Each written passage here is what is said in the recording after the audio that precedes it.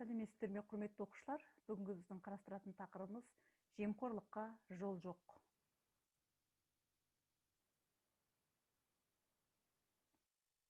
Енді жемқорлық туралы түсініктемеге назар аударайық. Жемқорлық сөзі қай тілден кірген? Латын тілінен кірген.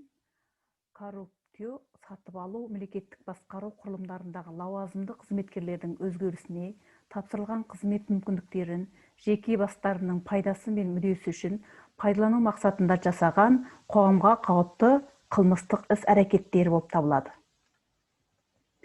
Жемқорлықтың жалпылама белгілері қандай?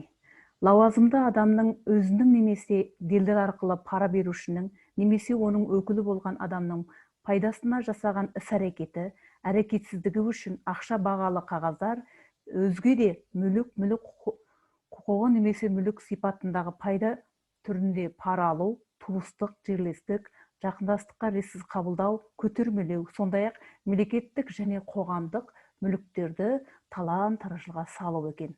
Бұл жемқорлыққа жалпылама негізгі белгілер болып табылады. Мемлекетте жемқорлықтың бел алуы көлеңкелі экономиканың пайда болып,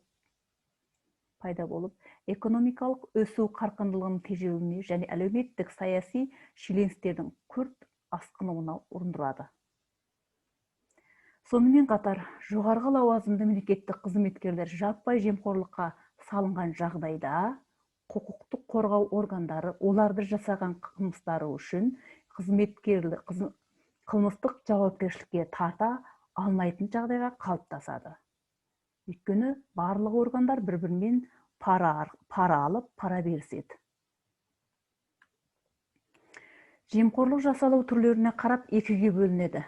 Жекеленген лауазымды қызметкерлер жасаған қылмыстық іс-әрекет және бірнеше лауазымды қызметкерлер бірігіп жасаған қылмыстық іс-әрекет.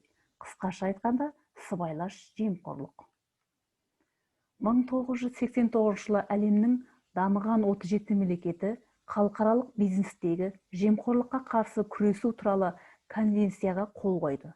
Қазақстан осы конвенцияға қосыла отырып, 1998 жылы 2 шілдеде сыбайлас жемқорлыққа қарсы күрес туралы заң қабылданды. Құрметті оқушылар, бүгін біз сіздермен жемқорлыққа жол жоқ тақырыбында қарастырдық. Белгілерін, қай тілден кірген, қандай мағынаны білдіреді, қандай жағдайда қылмыстық жауапкершілікке тартылатынын көрсеттік. Құрметті оқушылар, бұндай жемқорлыққа жол жоқ ұранын көтере отырып, сіздерге мен Абай Құнанбаевтың 175 жылдығына байланысты жақсы бір өлең жолын, яғни ақылялы сөзін айтқым келіп отыр.